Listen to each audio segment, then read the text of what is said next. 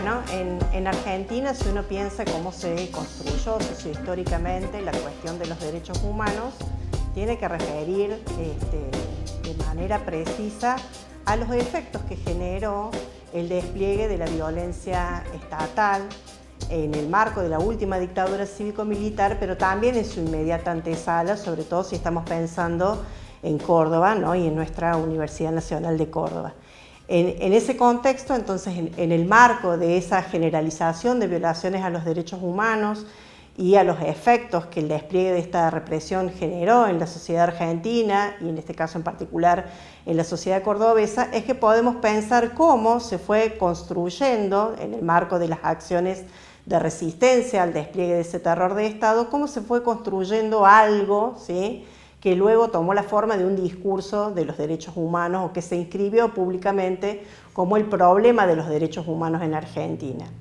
En ese marco, entonces, si nos ubicamos tanto en la antesala del golpe de 1976 como durante la dictadura y en la inmediata postdictadura o el inicio de la transición, como se suele llamar, a partir de 1983, lo primero que habría que traer a colación es que esta Facultad de Filosofía y Humanidades, y como toda la universidad, fue protagonista directa, no solo de las características anteriores a la represión, sino también de los efectos represivos. O sea, ¿qué quiero decir? Que la temática de los derechos humanos en esta facultad no es una temática ajena a su propia vida institucional.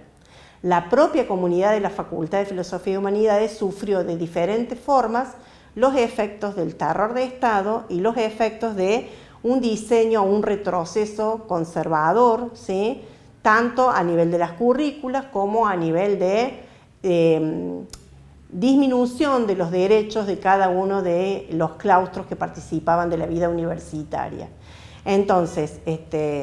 muy brevemente, tenemos que poder considerar que en esta facultad, como en toda la universidad, hubo diferentes modalidades de esa represión o diferentes formas de violación a los derechos humanos, entre las que podemos destacar que hubo personas que resultaron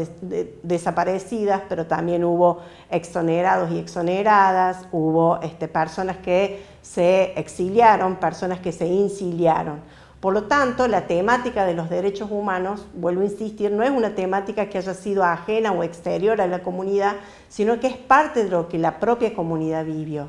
Claramente, en los años 80 ya democráticos, es donde empiezan a tomar más cuerpo, ¿sí?, la denuncia y la recuperación de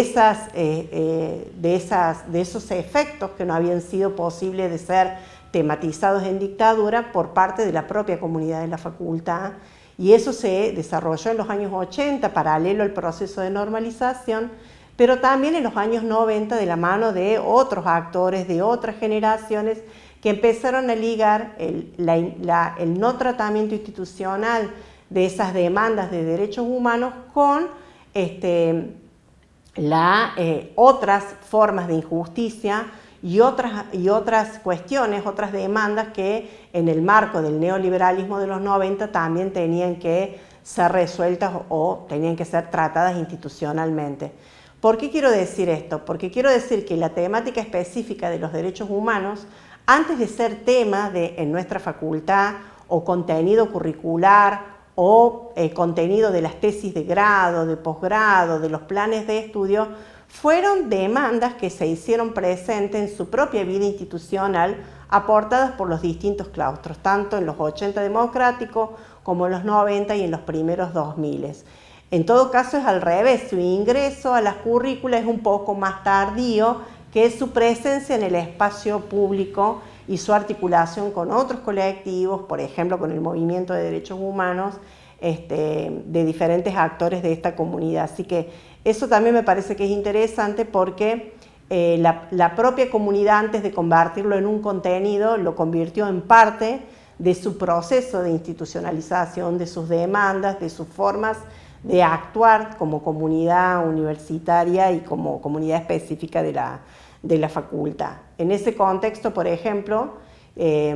los 24 de marzo, que se convirtieron, sobre todo en la década de los 90, en un momento paradigmático de una acción colectiva de reforzamiento del nunca más, ¿sí? Tuvieron también en nuestra facultad, fueron motivando una serie de actividades, conmemoraciones, charlas de debate, colocación de placas, que iban de alguna manera también generando como esa disposición a incluir la temática y la cuestión y las demandas de los derechos humanos en la propia agenda cotidiana de la facultad. Así que eso me parece que es un rasgo distintivo para quienes estamos en esta comunidad, que probablemente no se dio de igual modo en otras facultades de la Universidad Nacional de Córdoba.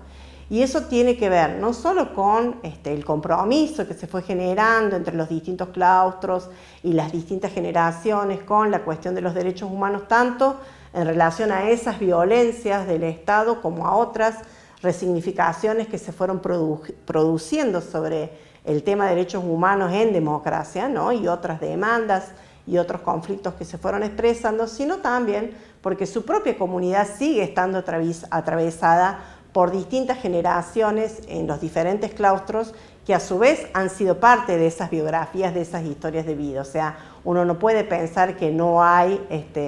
en la universidad actual ya personas que estén ligadas a lo que haya pasado hace más de 40 años en nuestro país. Al contrario, sigue habiendo en su comunidad personas que son parte de esas y de otras luchas que también se referencian en la temática de los derechos humanos. Así que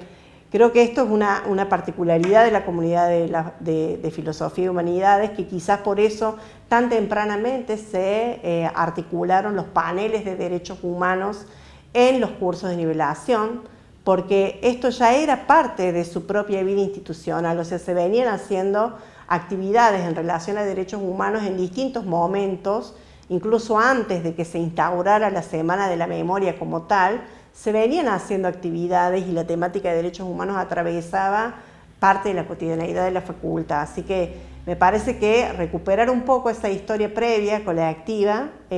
ayuda a pensar, por ejemplo, en la importancia de esta acción, si se quiere, pionera, de incluir la temática de derechos humanos en los cursos de nivelación, ¿no? Que ya lleva muchos años, que es una tradición y que además a mí me parece muy importante porque ha significado reconocer el atravesamiento de la cuestión de derechos humanos, ¿no? Entendida siempre como una cuestión que se construye, cuyos bordes no se han delineado totalmente, ¿no? Que puede haber nuevos sujetos, nuevas cuestiones que se incorporen la temática de derechos humanos,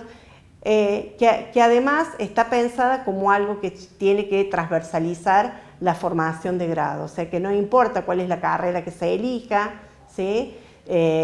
Sino que la temática de derechos humanos es parte de ese atravesamiento institucional que también está en la formación, ¿no? Así que, bueno, esta es como una breve contextualización que me parece que ayudaría a pensar luego la especificidad de cómo se piensa la formación, la tarea, ya sea profesional, ¿no? Una vez que se egresa de esta facultad, vinculada a una cierta sensibilidad y un compromiso con la cuestión de los derechos humanos como un marco referencial para pensar,